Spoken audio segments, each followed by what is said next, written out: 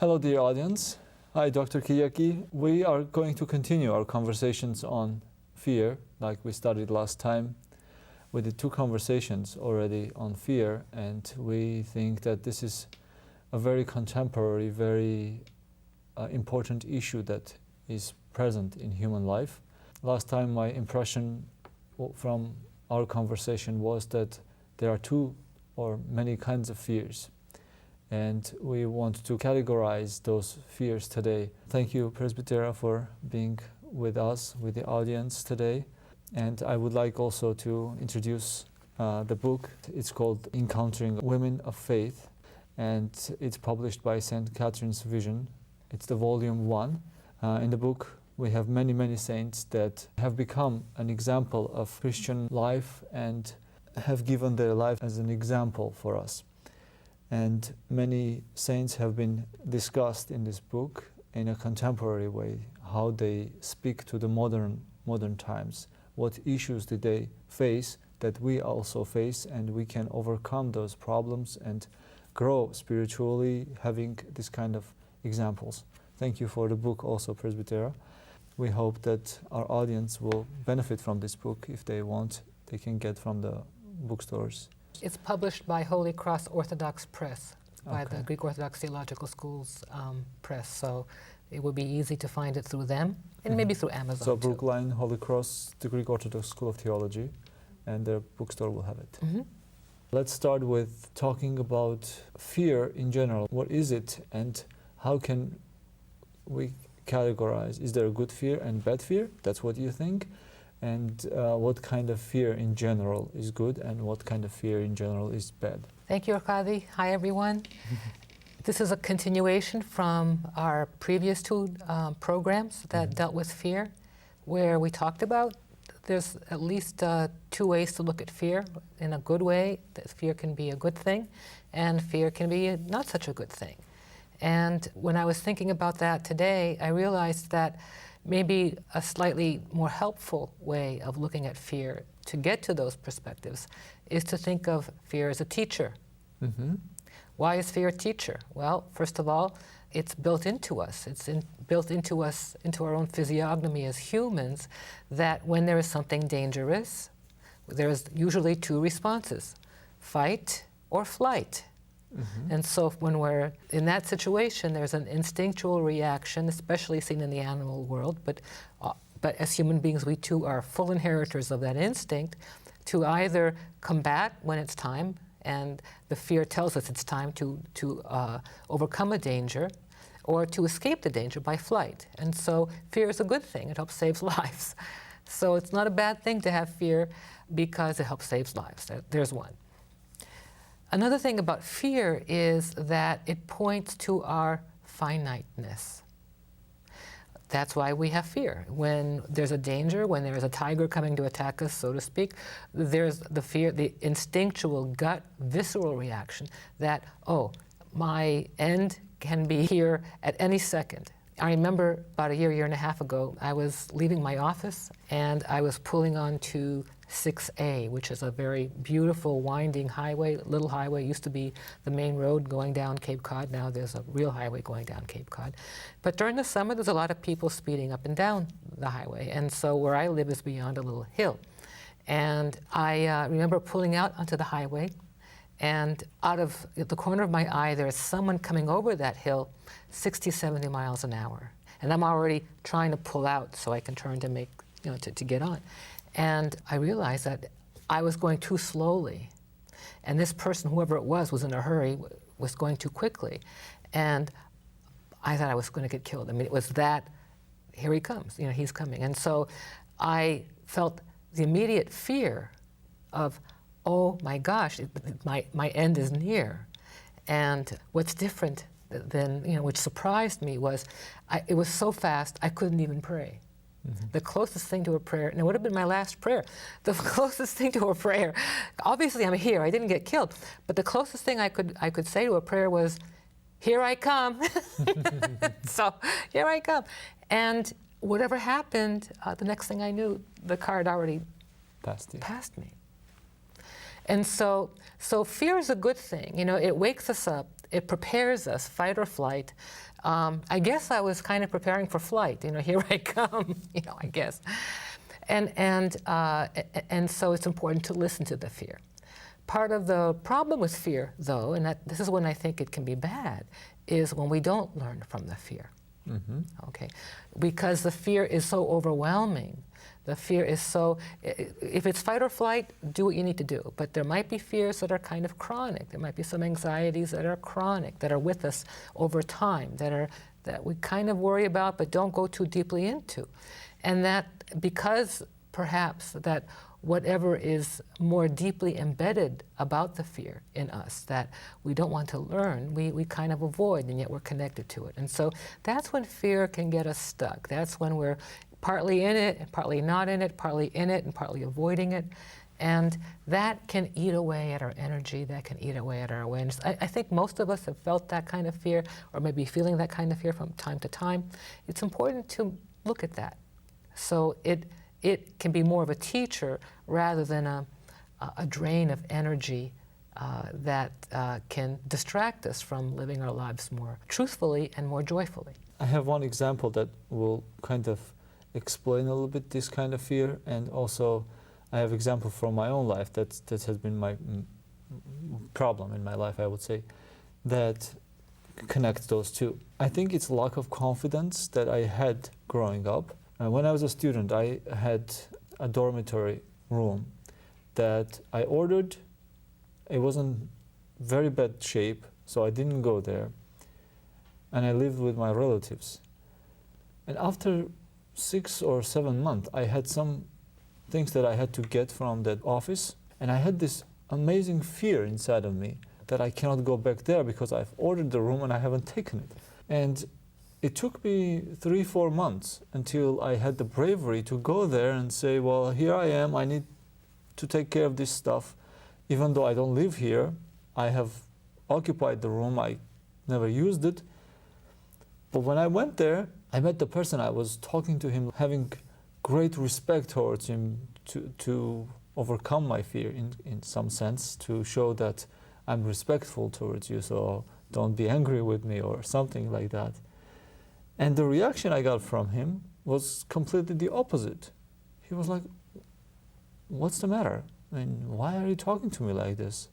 If you have a problem, we'll solve it. And it was very easy. The problem was solved and I left. And then later on I was reflecting on it. It's like, why did I have so much fear? Why did I wait 4 months until I was brave enough to come and there was nothing actually? And when you mentioned one day here the paper tigers, that reminded me immediately, even though I didn't mention at that time, but that was a real paper tiger. I was fighting 4 months. And then I went there was nothing there. And also the example that I was going to say in the beginning, my grandmother was telling me about her father, that he worked outside of the village. He had a big orchard, had to take care of. And it took him the whole day, and then when he was coming back, usually it was dark. And he had to go through the forests, through the valleys. It was obviously in the beginning of the 20th century, so there were no cars. He always had a fear when he was going through these dark forests and valleys. And one day, when he was coming closer to their house, he saw that there are coffins on the wall. And he was extremely afraid of it. But he said, I'm going to face this. I mean, whatever it is, I know that there is no such thing here in the morning when I go. Maybe they put it during the day when I wasn't here, but anyways. So he armed himself with bravery and he went close and touched it, and there were actually sheep sitting there. And in the dark, in the shadows, it appeared to him something scary. And she says that from that on, he did not have any fear from darkness.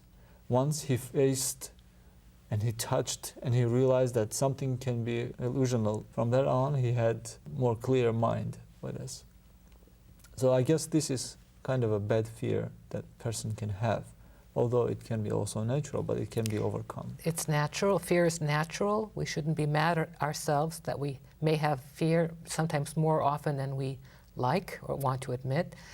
and that, as you're saying, it's a teacher. But the good thing is, in the story, the person, while they were feeling the fear, had to summon up the courage to explore what was going on. And that was, I think, most of us think of courage, and we mentioned this in one of our previous episodes, but it's really important to say it now, because in this country, especially in our modern society, we tend to think of courage as doing the right thing and not feeling fear. And I would say, from my work in my office and with people I've met, that no, 85 to 90% of the time, we do the right thing, we act with courage a step at a time as we feel the fear. Can we sometimes lessen the fear? Can we sometimes become more peaceful in trusting in the good in our lives? Absolutely. But can we eradicate that sense of fear? A lot of the time, I don't think so. And if we do, fabulous. I do think that happens sometimes. But many times, the gift is that striving to try to do two things at once: acknowledging, feeling the fear, trying to be as peaceful and calm in acknowledging it, that it's there, and then placing most of our attention and doing the right thing anyway, a step at a time. And that's a kind of stretching that happens of the psyche, and an opening of the person in a way that may not have happened before. And I think as a Christian, when we do that knowingly in the presence of God, and almost as a kind of offering to Him, it's a kind of living prayer that gives Him opportunity to work within us in ways we may not have ever experienced before. Mm-hmm. In the New Testament, as I remember correctly, there is an expression that Christ uses: don't fear, but believe. I think that's when Peter is walking on the water. What do you think of the relationship between faith? I know we have spoken about faith a couple of times, but I would like also to connect here. What is the relationship between the fear and faith? Does faith help us to be more brave? Is it an act of bravery to believe and overcome the fear, or fear and faith are enemies, and if you have one, you don't have the other one? Well, it kind of takes us another step more deeply into this discussion. We've talked in the past about faith. Most of the time, in the Greek, in the biblical Greek, in the New Testament, when we read the word for faith, most of the time it's the word pistis. Mm-hmm. P-I-S-T-I-S. That's how you would spell it. And pistis has two meanings that are often true at the same time, and sometimes by context you know which it means, which way it's leaning toward. One way of pistis is the content of what we believe. Meaning, what we believe in God, that's the content. We believe in a Trinitarian God. We believe that Christ rose from the dead. We believe that the Holy Spirit abides in the church and leads us to Christ. These are, let's say, facts. These are affirmations that we believe with our heart, soul, and mind. At the same time, it's not just a cognitive belief, like an abstract credo that can take us away from life. The flip side of the word pistis also means the word trust. Mm-hmm. So I trust in a God. I trust in the Lord Jesus Christ. I trust in the Holy Spirit who leads us to Christ. I trust that the Holy Spirit abides in the life of the church, and that human beings are created in the image and likeness of God, and that the love of God, the presence of God, saturates the cosmos in ways we still don't understand as human beings, unless we're one of those very few gifted people who are that close to sanctification to experience it in ways that, while we're all flooded, most of us are still a bit too distracted and cloudy to see and participate in that yet. And so this kind of faith, this kind of trust, when Jesus says to Peter, trust me, have pistis, have faith, he's really saying, trust me. Mm-hmm. And so again, this calls attention to, okay, when something difficult comes along, or when something is giving us fear, to walk through the fear, trusting in the love of God, trusting in the good, trusting in that there's more to the situation in reality than what the fear wants to dictate to us. One time when we were speaking here, I had a question about the end times. And your response was quite interesting to me. You said, whenever it comes, it comes. Whenever it comes, I will be here, and that will be my end. And whenever is my end, it's the end of the time. I don't really worry myself about it. That was interesting to me. And here now we can connect this, because many movements are starting from out of that fear. People who don't know much or don't have spiritual experience, out of fear follow the movements, and I think there is danger there, because it comes out of the fear, and the person who inspires the fear can dictate also whatever is convenient for them to do in the future. So with this kind of trust, I have been facing these kind of issues with relating with people who have this kind of mentality. And what I've come into conclusion is that in the Orthodox Church, Christ inspires complete trust. Trust me, and I'll take care of the rest. Just live your life, and I'll take care of the rest. You said live your life. Live your life. I want to make yes, sure yes. I heard you. Okay. And that's very comforting, Mm-hmm. that you don't have to worry about things. You can't take care of universal problems. That's hard enough to live your life. Yes. For us to really live our lives with our eyes open, trust does not mean close your eyes, hold your nose, and jump in. Mm-hmm. That's stupidity. That's not trust, not for adults. Mm-hmm. Adult trust is even scarier. That's why fear is not a bad thing. Trusting for real is a scary thing. Now, what's the flip side of fear? The same word in Greek for fear, phobos, and we mentioned this, I think, previously, is the word for awe. The same word for fear in Greek, the biblical Greek, is the same word that's used for awe, A-W-E. So that capacity to be astounded and amazed, and it's the prelude to giving glory. It's the prelude to praise. And so fear is not a bad thing at all when you start allowing it to be a bigger teacher.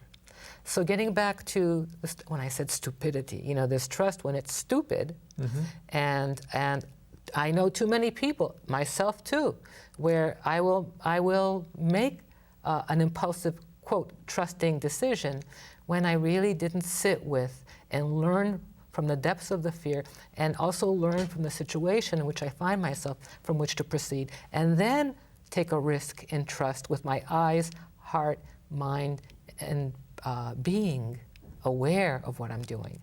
Yeah, you feel it even more when you're doing it as an aware adult. And it's way more, I think, praiseworthy. I think God loves it when we take these kinds of risks. It helps us grow up. God wants us to become the persons He's called us to be, but we're not there yet. Each day, hopefully, is an invitation for us to keep showing up for our lives, so He turns us into the people He wants us to be. Why? He's the creator. So for you to become the unique you person, and me to become the unique me person, I just have a vague sense today of who I am today, but I have to keep showing up and being open for God to keep turning me into the person He wants me to become. That's not for sissies. There's a little bit of fear with that. I might change, the real me may not even have shown up yet. The greatest example, I think, is from the life of the Christ, when the devil takes him to the tower and says, throw yourself down, because your Father will take care of you. And he says, don't test your Father. Don't test your God. Meaning that I'm not afraid, I think. But the way you say it, He dismisses him. Go behind me. Yeah, that's right. Very good. And I think that's also a very good example of not jumping off the cliff and saying, I'm not afraid of it. Can I interrupt you? Sure. And go back to when you started this part of the conversation by talking about people who perhaps abuse, the teaching about the end times. Because the church, through the centuries, since Pentecost practically, has been saying that Christ will come again, and that something about creation will be fulfilled. Creation's not done yet. God's not done with creation, and that we as Christians affirm that. And so when is that going to happen? We don't know. And so when you were saying earlier, bring this point, that there are some people sort of trying to control others by saying, well, the end times are coming.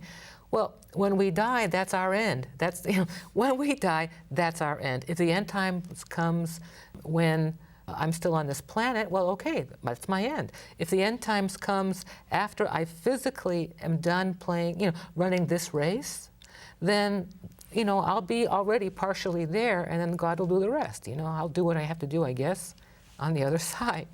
And so it's important to not be ruled by fear and intimidation. And that's important in religious life, but all kinds of life. We get ruled by intimidation. That's an important clue, an important yellow flag. Can you open a little bit that word, intimidation? Intimidate, right. Well, that's... How can it be faced in a religious life? How can it be done? Or, well, I don't want you to give an example so people can do it, but... No, you just named it. We can take anything from a spiritual perspective and use it to try to control and manipulate people to follow what we want them to do so that I gain more power or we gain more power. The issue is not us gaining more power. The issue is being vehicles for the love of God to take root and grow even more in our brother or sister with whom we are engaging. And so we are dealing with brothers and sisters, not subjects and objects to be controlled and manipulated for my glory, or anybody's glory. And so intimidation is a flag for all of us that if someone is using intimidation to control us, be it in the house, be it at work, be it in the church situation, be it in any context, we're dealing with something very, very dangerous and needs to be identified. Why? Because oftentimes we can be intimidated and not realize we've been intimidated for a long time. When people use intimidation to rule others, they're trying to be God. All right? So once we name, we're being intimidated, I'm being intimidated, all of a sudden, half its power is gone. Why? Because it's no longer God. But the second I start saying, I'm no longer being intimidated, or I am being intimidated, naming the demon, so to speak, of intimidation, kind of fear that people should not be wielding on each other, no matter what. It's a kind of liberation where all of a sudden we're saying, you're not God, there is something beyond you that's, and hopefully as Christians, and I would think in the Judeo-Christian tradition, we turn to the living God for help. Now, does it make it messier? Yes. Does it make it more difficult? Yes. But are we freer at least so our heads can turn in a better direction, a more life-giving direction, a more truthful direction, as opposed to in the direction of the abuse and the abuser that's trying to mask itself as God? Absolutely. You spoke about the end time, saying that my end is the end. And in other words, my behavior should not matter. I should be acting as authentically as I know how in the presence of God and one another, no matter what, because my end is coming. Mentality I have been dealing with is more Gnostic mentality. The fear that is imposed on people is that you have to do this, otherwise there's no way out of this. And besides that, there's also the fact of reincarnation in there. So it's not your end, and next chance you will get, it may be worse than it is now if you don't do this. Well, there's intimidation going on. Unfortunately, there is, and I have been trying to fight with this. For myself, the parallel was what is the church teaching is free of any fears and any threats. There are no threats. Right. You live this, and you have somebody who is taking care of you. It's like, I remember always, my mother was always very afraid at night. And she didn't ask me to stay up with her before my father came home, but you could tell. I always stayed up, even it was like 11, 12, I was a little kid, I stayed up. And that made a difference for her. She wasn't as scared. And just having another child next to her was a comfort. And the same way for us, I think, as Christians, as Orthodox, having the promise that Christ gave us, that He will be with us, He will take care of us, is a comforting thing. And whatever we do, even if we make a mistake, we know that it's correctable. And even if we don't correct, we have somebody very compassionate who will take care of it, who will, I'm sorry, I wasn't strong enough, and He will understand it.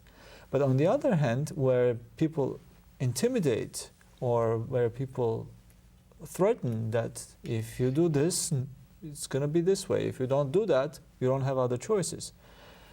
It's completely missing the presence of Christ, and I think that's dangerous. I agree with you. I think a couple of responses to what you said. You said many things. You talked about the heresy of Gnosticism, and I'm sure most people who are listening to our discussion right now do not know what Gnosticism is.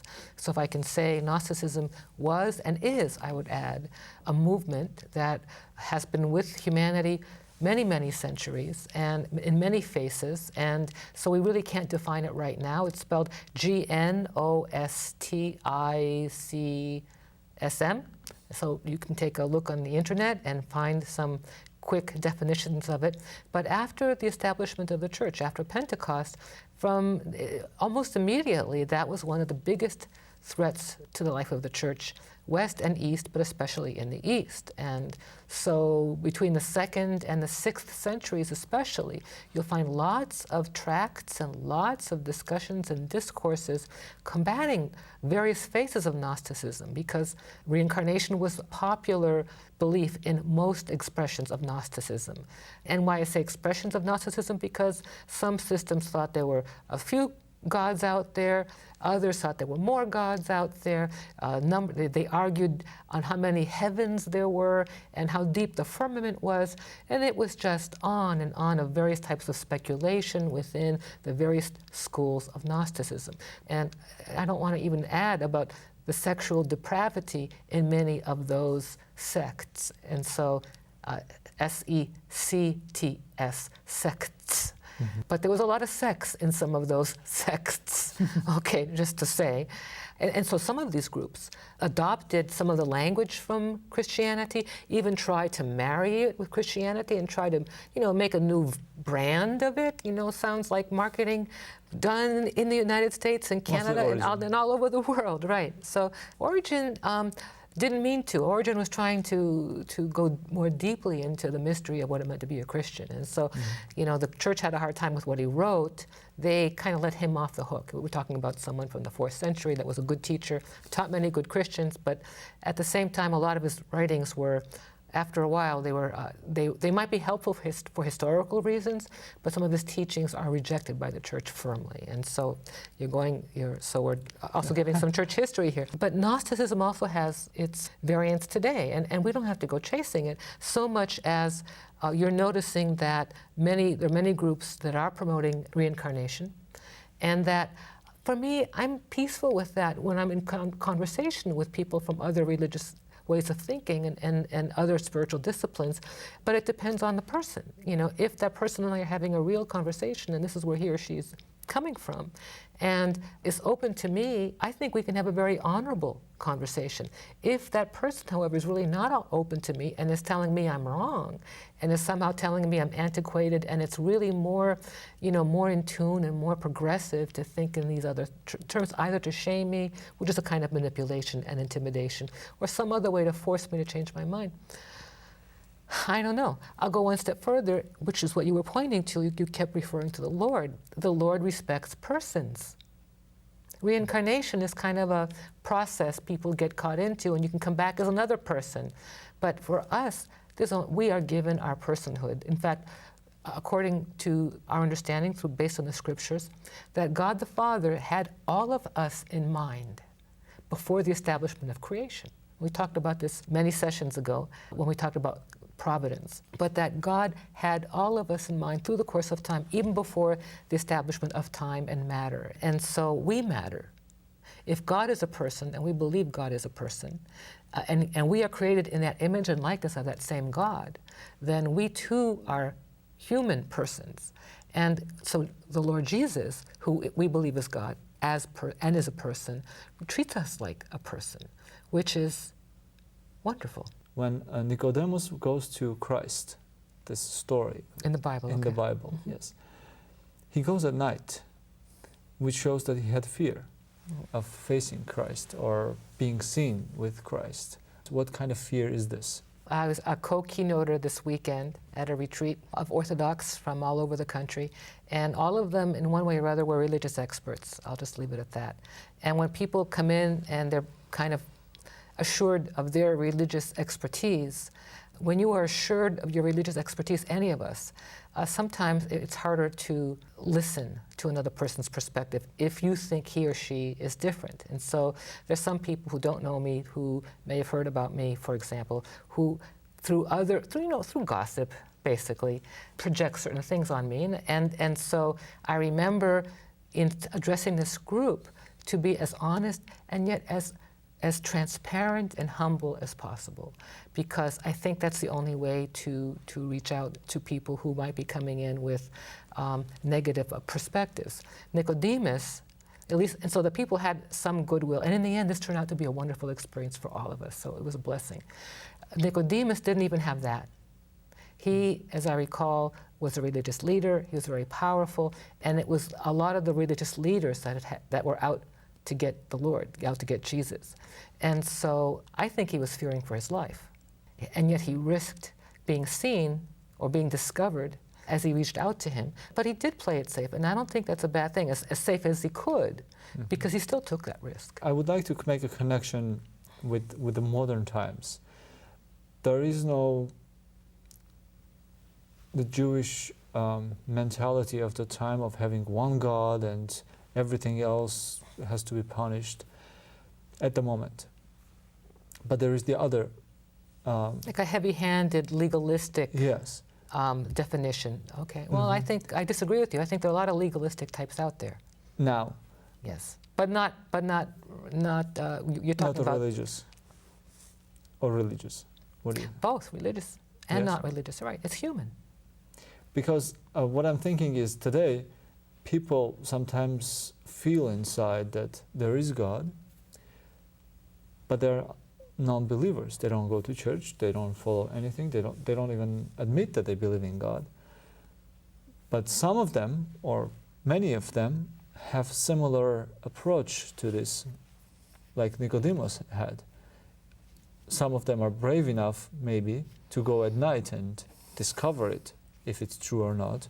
Some of them are not brave enough, as Nicodemus was, and they live their entire life in this halfway, one leg here, one leg there, and don't really follow anything. And at the end of the day, at the end of the life, there's a Russian very famous story where the person lives his life. Actually, in the story, he's a very religious person, but he's extremist. And at the end of his life, he calls his wife and says, "What if I have lived the entire my life wrongly, and I have punished so many people for living their lives wrong?" And many of us who don't have enough bravery, as Nicodemus did, live our lives, and then at the end of the life we realize we haven't left anything, there is any history behind us, and we don't have any hopes for the future either. It's just emptiness, unknownness, and... Well, the good thing of what you're saying is God knows us from the inside out. God knows how we feel. God knows how we're experiencing things. God knows how we're wired. And God knows how our experiences of life have affected us and impacted us, and all the messages we've been getting consciously and subconsciously. And so God understands that much better than we do, better than we know it our own selves. And so I think we're going to be judged, if I can use that word, or assessed, or we're accountable for where we find ourselves now. And sometimes we don't have to make the huge choices, thank you, God.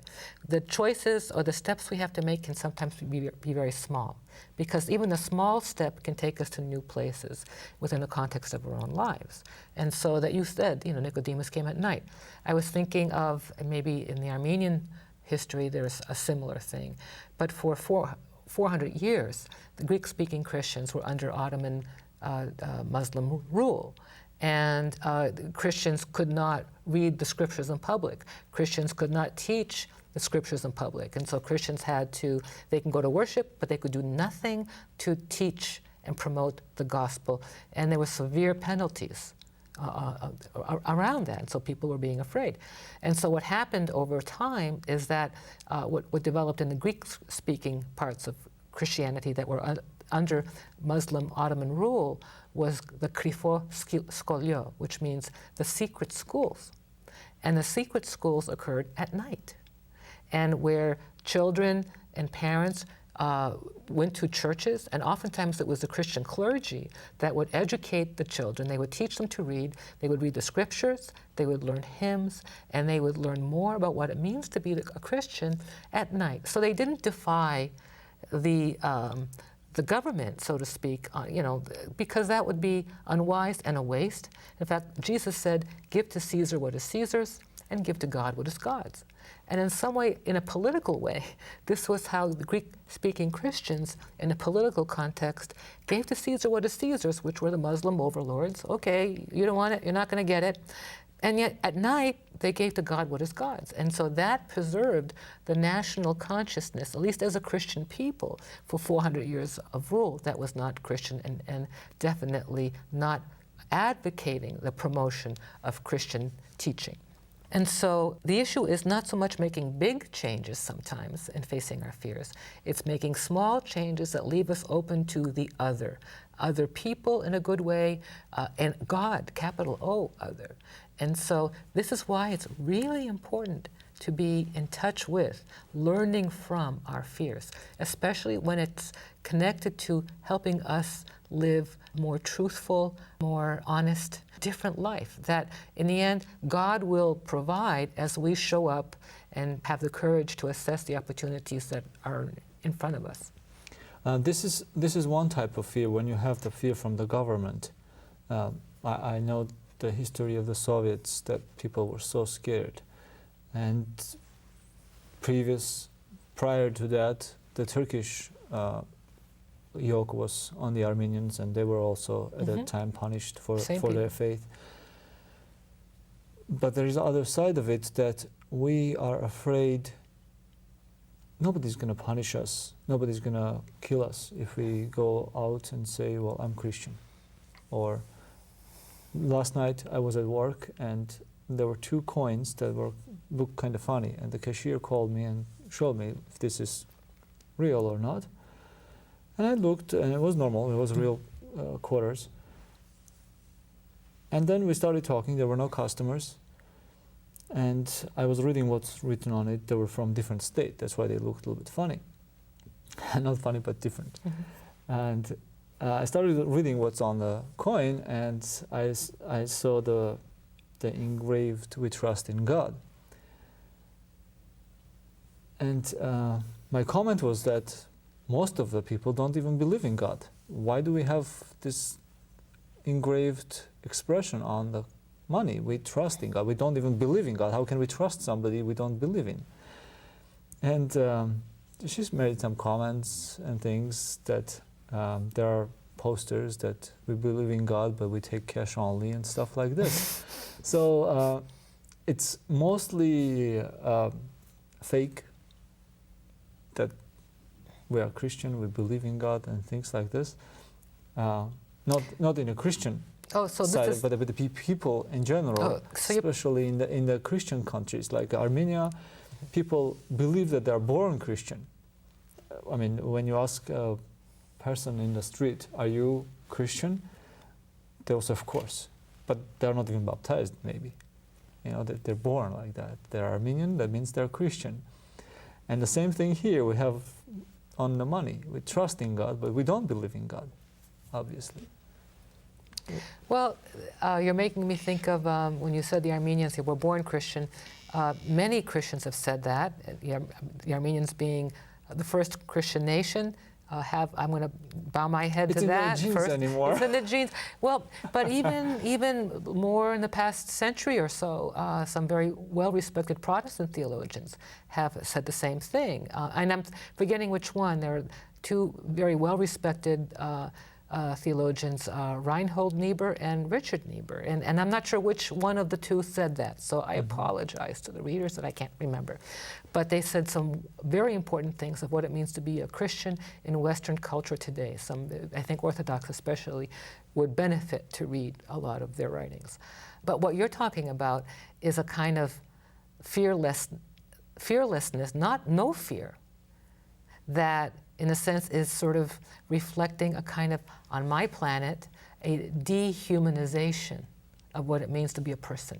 Mm-hmm. If we don't have a fear that, of God, meaning awe, an openness, a desire for connection, for which we were created with, and so if that was somehow, with our participation, turned down, that volume or that ability was turned down, or to the point of being turned off, there's something that gets dehumanized in us. That's something that that affects our sense of person, what it means to be a person. Now, there might be other people out there that are seeking God and in their own way trying to grow in truth. And you've heard me say this many times in our visits together, that for me, and I can maybe speak for you, truth is a person. That if their search is authentic to truth, capital T, then they're not going to fall too far away from my understanding of Christ. That's wonderful, but I'm not going to impose that. That's their business, and I'm trusting their growth and their search for the truth, and God in their lives directing them. That I hope the best happens for everyone like that. But I'm talking about those who aren't even searching for that. Mm-hmm. There are people who are quite satisfied, thank you very much, with how things are. What do I eat next? What do I do next? Where's the next thrill? Where's the next hit? Whatever that hit might be, and that's not necessarily drugs. My hit could be making a killing on the stock market, or somehow being able to beat a rival in a fair or not so fair way to gain the market on something that will, that's my God, And so there's always going to be some kind of God that we serve. When it's not based in truth, capital T, it takes us away from our own humanity. And so that's where it's sad that fear is lacking. There's a true God and the followers of true God, although I don't think that's very set. I think there are gray areas in that understanding, because we may think that we follow the right God, but we may end up not being. And there is many ways of gods and following different wrong gods. And do you think that there is difference between fear that these people have who know or experience the true God, and people who chase different kinds of gods in their lives? Do these people have fear that is healthy fear? It's preventing damage, it's preventing hurt, and these people who have fears, but it's not as healthy because it just wears them out. Like I will give you an example. I know this guy who inherited quite a bit money from his parents. His parents are still alive, but the money is for him, he knows. And lately he has heard some news that the economy is going down slowly or quite fast, and pretty soon the inflation is going to be huge. And he is so scared that the inflation is going to take away from him what he has been given as a gift. And he's worried about it. And there are so many worries in life like this if you don't trust in God. Now I will draw a parallel here from the life of Mother Teresa. There is a known fact about her that the government or the church, I don't remember exactly, offered her to have set salary, her and her nuns, and she refused. And when the nuns kind of didn't understand why she did this, why did she not take that small amount that would make change in their lives, she said, then if we take that, we will lose our trust for God. We know that God takes care of us every day. None of us have gone hungry. And if we take this, it means that we are exchanging it. And she refused it. So now we have two examples. People who have millions are worried about their millions, they're going to lose it. Even if they lose half of it. If I have 10 millions and I lose 5, I will be very worried about it. And there is the person next to me that doesn't have anything and doesn't have any worries, because trusting God. I wanted to compare these two fears, these two type of people. The fears that these people have who trust in God, don't have anything, and people who have everything, and you think that they are taken care of. Their lives are wonderful, and they have such unrealistic fears. You said a lot. Maybe we can leave this for the next, because we have only 10 minutes left. Okay. We can start from this. If you have any comments concluding this conversation, go ahead. We have still 10 minutes, as I said. And then we'll start from this next conversation.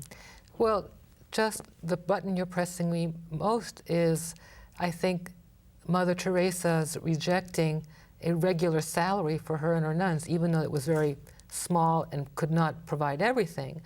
I think was her way of saying that she did not want to rely on a false sense of security. Talk about facing your fears. Mm-hmm. And that the salaries could be seen as providing that a false sense, because everything we have, as you said, comes from God. And so this, for part of the charism, part of the gift of her order, she really wanted to protect that for her and her sisters, that they would be provided for, and that they would be able to be present as a face of love to those who are impoverished wherever they are located. It takes a lot of courage, and courage while facing those fears and putting maybe those fears in perspective, because it's the love that was helping them drive those decisions and to discern the priorities by which to live. What does that mean for us? Does it mean we have to turn away our paychecks? No, because we have rent and mortgage and car payments and food and electrical and cell phone and telephone bills and all these bills that are part and parcel of being members of this society. But it is making us inviting us to take a look at what we place our hope in, what rules us. One of the expressions I learned from someone when my first week in my PhD program at Boston University, many years ago, was someone who said to me, "Are you Orthodox?" I might have said this before, but I'll say it again. "You Orthodox?" He stopped me in the corridor, by the way. I guess he wanted to make a scene. And he was a refugee from Poland. So I respect whatever he saw. At that time, the Iron Curtain had fallen just recently, and I don't know what he survived and what he saw. He said, "You Orthodox, you're proud of your theology, aren't you?" And me, I was the only Orthodox theologian that was in the program, and I kind of felt a threat, and I kind of raised myself up, and I said, "Yes, I'm very proud of our theology." And he said, "Well, if you're so proud of your theology, and you really must think it's a good and true theology." And I said, "Yes, I do."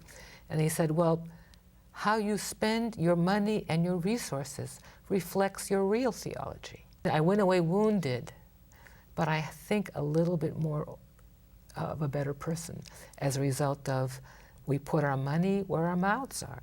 And so what is leading us? What is inspiring us in how we live our lives and how we prioritize our material life as well as our spiritual life? Thank you, Presbytera. That was a very good end to the conversation. We'll start from this point and continue next conversation. Thank you, dear audience, for being with us. And I hope that this was very helpful, because it was enjoyable conversation for me. Thank you, Presbytera, again. And you have a good day, and we'll see you next time.